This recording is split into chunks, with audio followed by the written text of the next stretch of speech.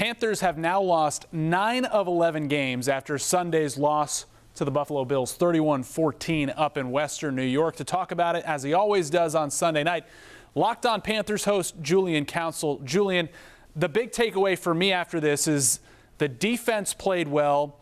Cam didn't turn it over until very late in the game, but the offense just continues to be a problem for Carolina, and that's what worries us for next year. Yeah, it's what's worried us all season long. And it's one of the weird things is you came into the year thinking that after last season with 4 guys going over 1,000 yards from scrimmage, 2 of them who departed to Mike Davis, who went to Atlanta, and Curtis Samuel, that would be the baseline for the Carolina Panthers offense under Joe Brady. And adding Sam Darnold in theory was going to bring back the big game, big time passing element of the game that we have not seen at all this season outside of week 1, the 57-yard touchdown pass to Robbie Anderson. And then a couple weeks ago, with Cam Newton hitting DJ Moore in a long pass against the Miami Dolphins. That has been absent all season long for the Carolina Panthers, and that's been a surprise. And you look at the game on Sunday, and I didn't really feel like the Panthers played bad. Yes, you saw some of those boneheaded decisions defensively in terms of the personal foul penalties.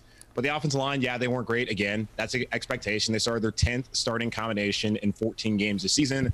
What else are you going to expect to get out of that unit? I didn't think Cam Newton was bad. Did he put up big-time numbers in the pass game? No, but he was effective running the football. And also, just context, it's his 4th game starting here in Carolina. It'd be a lot different if this was his 14th game starting this year and he was playing like this against Buffalo.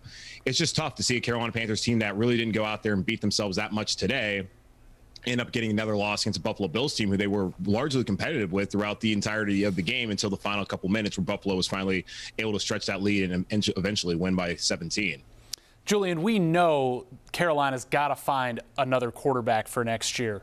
But with this offensive line, I mean, I thought Cam was under pressure throughout a lot of the game, and then that crucial series late when F.A. Obata, who's had a sack and a half in 7 games, comes in and has 2 sacks in 3 plays. How much of next year's offensive line, or what you would like it to be, is even on the roster right now? Well, Taylor Moton, obviously, will be back next year. He's going to be back the next 4 seasons. He will be the right tackle again for Carolina next season. You bring up the offensive line today in those 2 situations late in the game where F.A. Obata got his revenge with the 2 sacks. John Miller, one of the starters the last 2 seasons there at right guard for the Carolina Panthers. He was one of the guys who gave a sack on that game, on one of those plays. He does not need to be back next season. I don't expect him to be back next season. He will be gone. Pat Elflein, he's under contract for 2 more years, and there's not much of an out that really makes a lot of sense to get rid of him. He has the versatility to be able to move over to center and have an opportunity. He's getting a extended tryout right now. I would expect he'd be the first call for the Carolina Panthers to start at center next year, but they're going to have to find other options and other competition for Elflein. You can't go into next season with Cam Erving as your starting left tackle again. He's proven time and time again in this league that he's just not a good starting left tackle. And he sat there and he's blamed the media for the reason why he can't stop F.A. Obata. It's not our fault. He has proven back in Cleveland, back in Dallas, back in Kansas City, and now here in Carolina that he's just not an effective starting left tackle in the National Football League. They're going to have to go out there and see what other options that they have. And then at left guard, Michael Jordan, maybe they found something there. You would anticipate that Brady Christensen likely has a starting spot next season. So hopefully only maybe 2 guys are on the roster right now. I guess it's not hopefully, but maybe only 2 starters next year even on the roster, and Christensen and then Taylor Moton.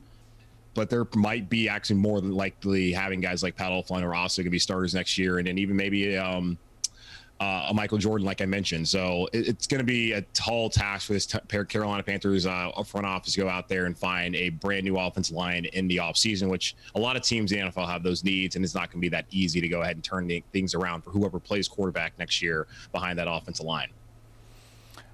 Julian, do you have an issue with how Matt Rule talks after the game in terms of when asked about certain plays, saying directly Cam Newton should have done this or should have done that? I know fans are upset by that. He did it again after the Bills game when talking about that 4th down play where it was an option play, a read option play, and the throw was the last option. Rule came right out and said that. Do you have a problem with that?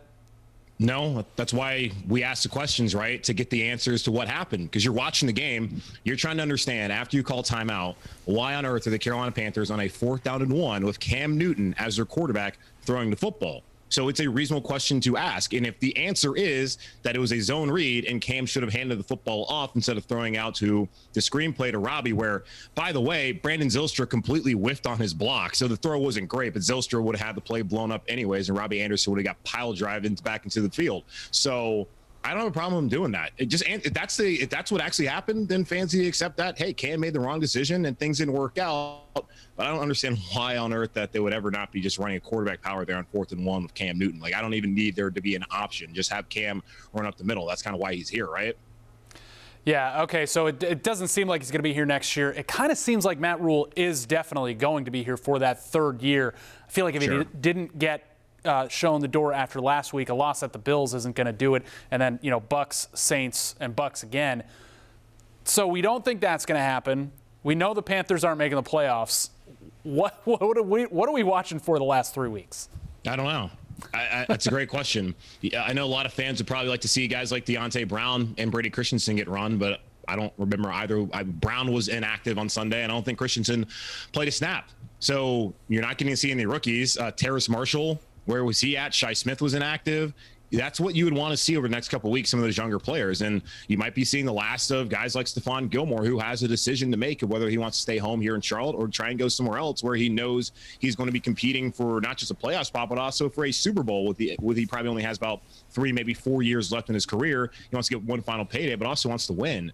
So the last couple of weeks, yeah, I mean, you want to see them hopefully win, but you would want to also see some development. It's going to continue to be likely, I don't know, maybe Sam Darnold comes back and he can maybe give us a preview of what he could look like next season.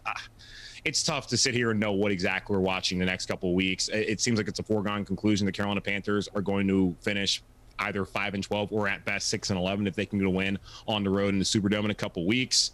And then hopefully they can rework this roster, and Matt Rule in year 3, like he traditionally has, can have that massive turnaround and that major leap and have this team as a playoff team and competing for the NFC South.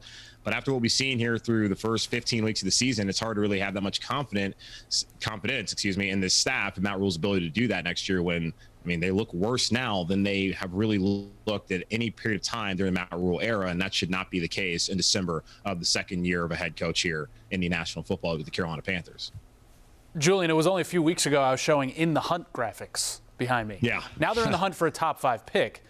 I mean, offensive line seems like the way to go there. We're going to have a lot of time to talk about this. There's going to be some quarterbacks that teams are going to reach for. Maybe the Panthers are going to do that, but it's got to be offensive line or quarterback, right? I mean, like, what else? They're the 2 obvious needs for this team going forward. And if Matt Rule wants to turn it around, he's got to turn those positions around. It's hard for me to see Matt Rule, who's going to go into next season with basically a playoff or else. That's what David Tepper's going to tell him. Either make the playoffs or you're out. It's hard for me to see him going to a rookie quarterback because a rookie quarterback is just not going to come in most cases and lead your team to the playoffs. The only rookie we're seeing doing that this year is Mac Jones up in New England, who of course could have been here in Carolina, but I don't believe Mac Jones has the Carolina Panthers right now as a playoff team. They have plenty of issues outside of just the quarterback and offensive line that have led them to have the 4-game losing streak and sit here at 5-9 through their first 14 games this season. But I don't really look at Matt Rule wanting to do that. And I also don't know if David Tepper's going to be patient enough to sit here because they could have done that this past year when they had a deep quarterback draft class and taken one. But instead, they tried to go get Matthew Stafford and Deshaun Watson and try to end up with a veteran quarterback. They end up getting a young veteran quarterback in Sam Darnold. And as we know, that has not worked out. The offensive line, they have not drafted a first-round offensive lineman since Jeff Otah back in 2008. They are well past due to go out there and finally draft either a left tackle, I don't care, left tackle, a guard, a center, does not matter to me. Draft an offensive lineman in the first round. Preferably, I'd love to have that left tackle for the next 10 years here in Carolina to match up with whoever's going to play quarterback and give them some sort of protection to be able to have someone opposite of Taylor Moton and also to throw in Brady Christensen out there. If they think he's a better guard, whatever. If he's out there playing, he's playing well, and Deontay Brown can develop, and then you can figure out the center position, but you got to get a left tackle, and whether it's Charles Cross on Mississippi State, Evan Neal from Alabama, those 2 guys are likely going to be on the board, and they would seem to me like really good picks for the Carolina Panthers to finally figure that position group out, which they have not been able to do for the better part of a decade. Julian Council, okay, if you don't want to watch the next 3 weeks, Julian and I will do it for you. Yeah, we'll be there. We're going to be watching, and, it's it's still a fun time of the year. It's the one thing about it. Everyone gets so excited about football season. Things look like they were promising to start off the year, and now it's just like painful. It's like pulling teeth to get people to want to tune in and stay focused on the Carolina Panthers. And David Tepper spent a lot of money on this team, and he promised a lot of things for this fan base. And he talked about, you know, having the sustained success. We also talked about that short-term suffering, which obviously we're going through right now. Just there's a lot of skepticism from me and a lot of people in the fan base, and I'm sure even probably from yourself, on whether he's actually going to make do with that promise, because we're looking at 4 straight losing seasons all under him as the owner of the Carolina Panthers, where the Carolina Panthers under Jerry Richardson, the former owner, were a 500 football team. 500 football, that can work here in Charlotte, but also can we get some sustained success finally? Because we've been waiting 27 years and we've yet to get it so far, and we haven't got any of that at all since David Tepper took over here, the Carolina Panthers owner in town. 4 straight losing seasons. Julian, we'll talk to you next week. Thanks. All right.